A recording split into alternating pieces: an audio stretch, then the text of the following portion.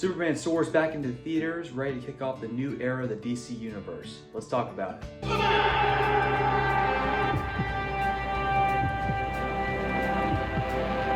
Hey, buddy, eyes up here.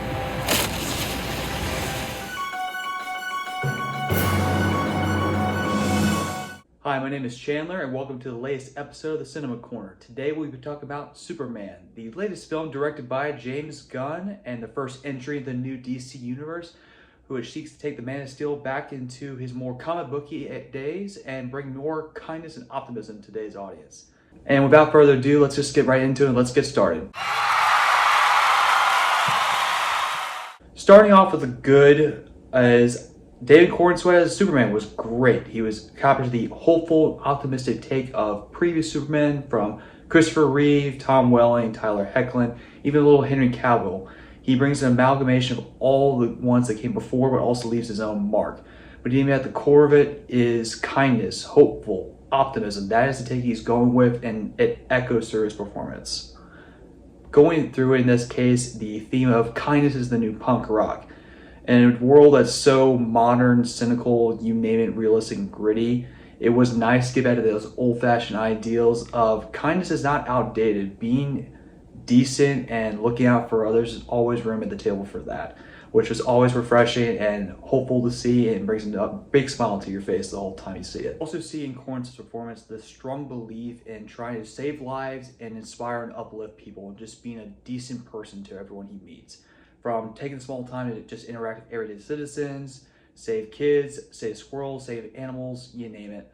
He just wants to be a downright good guy, just trying to help out where needed. And his strong sense of kindness so infectious that it really challenges people to really try to see the beauty and optimism in the world around them. So in this case, it's a young Superman, but not doing his origin again. It's kind of like the Robert Pattinson Batman a bit. Despite the ongoing discussions, it's not canon to the DC Universe, but there are some similarities I saw into it, to where it skips over the iconic origin to where you already know how Superman got to Earth, who he is, what he's doing. It just puts you right into it, but it's still a very young and different take compared to how you've seen Superman in the past for the more fatherly figure that really inspires people. This is a very young and relatable Superman, but you're seeing where his path is going to where he becomes the Superman that we know and love, but it still has that optimism and kindness in all of it. One interesting detail though is the lack of Clark Kent in this. This is a very Superman focus of it all, so I'm curious to see where Corenswet and Gunn go with by developing the character of Clark Kent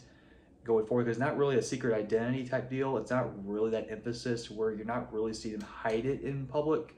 It's more just him shining his essence above his good nature and goodwill. So we'll see how he develops that later in his career being Superman down the line. Moving on to the story, this is a first chapter into the new DC Universe where it brings us, the audience, into this world. Everything's already established to where there's been metahumans, superheroes, magic, you name it, all those elements already exist. So it's not really a first encounter of all this. You're just coming to visit for the first time. Best equivalency I could say is if you watch the old Justice League and Justice League Unlimited cartoons in the early 2000s, this is basically all of that brought to live action, which has been a refreshing take and very happy for me because I grew up watching those cartoons and loved every moment of it. Also, as you see James Gunn's love of comic books shine through this, he really strives to bring the Grant Morrison comic book All-Star Superman to life, and that is found throughout all the shots and look of the full film, and the tone it's going for, very optimistic, Silver Age a little bit, almost of Superman, but very hopeful, cartoony a little bit, but also just like, you just brings a smile to your face. You can't help but smile. It can be a little corny at times, but I think it works. The crux of this film is a typical Superman versus Lex Luthor story, to where it's good versus evil, but in a way that does have a refreshing take on it. In a way, it has the physical elements where you challenge Superman with kaiju, fighting monsters, saving people from disaster, stopping wars. All that elements are all in this. But the heart I think Gunn was trying to get at is challenge Superman emotionally and through his sense of identity. There's an element of social media that plays out through this, which is very timely these days, where it calls into question Superman's actions in a very cynical take, and more echoes how we all battle each other on the social media in that case, where we have a hard time seeing how kindness can be taken genuinely and seriously. That really throws Superman for a loop and also questions his mission of trying to do some good.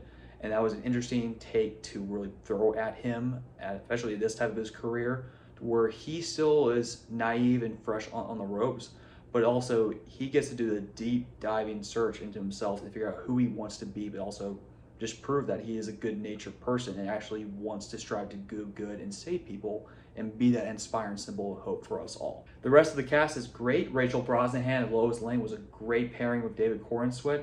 She is the more realistic take that challenges Superman from that lens, where she always questions everything and is the full investigative reporter that she always is, and really is a good take to really bring into that world.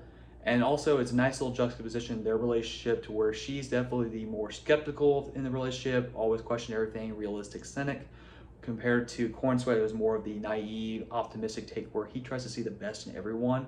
So you see those different personalities, you can see some clashes, but yet it also works at the same time in their relationship, to where they also bring out the best in each other and really complement each other as one should, with the most iconic romantic couple of all time.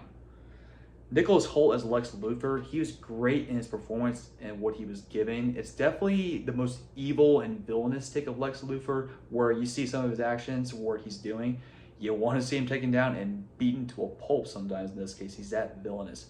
He goes a little bit, tries to combine elements I saw of the Gene Hackman version, some things from Smallville, because there's some plot points in Smallville that he brings in, that Gunn brings into this, and how Holt portrays this with Michael Rosenbaum. And then also a little bit Jesse Eisenberg, even though that wasn't the most beloved take of Luthor. I saw a few things portrayed in this case where I think that element hasn't gone away in most modern interpretations, and that still was evident to me in Holt's performance as well. But to the detriment of it, Luthor can come up a little one-dimensional in his motivations, where he just says why he hates Superman, which it makes sense. It is true to how his comic book origin and stories play it, but it doesn't make him more of a three-dimensional character, to where it's not realistic how a person will react to a lot of these things, or not in those cartoony type way. And also his employees, you would also question like, don't you think this guy's going a little too far? Like, why are you fully in depth of this? You'll see how in the third act where he kind of goes a little more off the deep end, and also was willing to cause a lot of destruction just to prove a point to kill Superman. You think anybody who had a realistic reaction to their boss going off the deep end would maybe take a step back and kind of question him a little bit. But either way, it's still a great performance. It still plays in that typical villain where you want to see him defeated. Other characters that stood out were the Justice Gang. This is where James Gunn shines by using these group dynamics, a bunch of oddball characters. You definitely see where he plays into his strengths. Guy Gardner as Green Lantern was probably the best out of the four. He was hilarious, great sense of humor that really meshes well with James Gunn, and Nathan Fillion just really delivers it well. Mr. Terrific was really cool as the no-nonsense genius that had a really cool action scene in the middle part of the whole film doing that. Metamorpho looked great, and his powers and actions were right out of the comic book doing that. But he had one emotional scene where they feel the weight of it. Unfortunately, he didn't get as much to do. It kind of disappears in the back end of it. So it was kind of like it leaves an impression, but there's more he could have done. And unfortunately, the one who drew the short end of the stick is Hawkgirl. Now, if you love the Justice League and Justice League Unlimited cartoon, to where she's one of the main characters and very fleshed out in this case, she's not really present in this movie, to where I would love to see where they take her going forward. So unfortunately, she drew the short end of the stick. You won't really miss her, and it's not really much of an impact, unfortunately. Other elements I liked is Pa and Ma Kent. It took some getting used to as well, because they were more portrayed as like bumbling, oafish a little bit folks, which is a little folksy. Again, it's a different take, so it's a little just trying to get used to it. But the emotional heart of it was very powerful, especially with Pa Kent's monologue to Clark and how it inspires him to really still chase true to his character. That was really like got me a little bit tearing up a little bit and really hit me in the feels. So that was one good moment right there. And to cycle back in that case about those elements that I think didn't translate well, Cornsweat also has a very shouty type personality in some of his scenes of Superman, where it was a little off-putting compared to how Superman is in the past, where he's allowed to get mad and angry, but it just threw me off for how it is, because it's very shouty, but it doesn't take away from his performance. It still has the essence of who Superman is. And then the other element that was a little bit misleading in the marketing in this case, but very adorable how it played out, Crypto the Super Dog. You have a dog? It could seem like he's a little out of place in the trailers, but no, he serves a great purpose in this movie, and he's adorable, unruly at times, where he's such a big handful as a super dog. If he had the realistic implications, where that dog needs to really have some reined in, because if you let him out off the leash, he can cause some real damage. But he is so adorable and serves the plot well, and he's a really welcome addition to this universe. The cinematography of this is very well shot. It is bright, optimistic, and colorful. It really hits the hammer home of all the Superman comics, where it hits the right tone. And some of the looks James Gunn was going for, he pulled out shots from the comic books and brought them to life. It really echoes the essence of hope and optimism what Gunn was going for. Other elements to note, there is a mid and post-credits scene. You do not have to stay for them, but they're more like fun little gags and heartfelt moments that just a little like added supplement or a little cherry on top of this whole Sunday of a superhero film. So if you want to stick around for that, you're more than welcome. You're not missing much if you want to leave the theater after that. All that being said, this is a great experience, though I had a few nitpicks in that case. So let's get into a few of the trade-offs of this. A few of the trade-offs in this case is one being that the story can feel a bit episodic to where you're just thrown into it. It is that like that going forward. If you're not a big fan of the comic books or used to this before, it can feel a little jarring. But if you want to go along for the ride, it doesn't take away from the experience overall. Another element is the humor from James Gunn is a very hit or miss, and I don't think fully works with Superman. It works with Guardians of the Galaxy, that is his forte, and that's where that dynamic shines with that sense of humor. But in this Superman, there are a few emotional beats I think James Gunn should have let breathe, but got undercut with a joke. So if you're not a fan of his type of humor, it can be a little off-putting. Just making sure you're all aware of that when you go see this. Another element is the sense of stakes. This is a well-populated world, but the way people are reacting to, oh, there's a giant monster out in the street, we should run.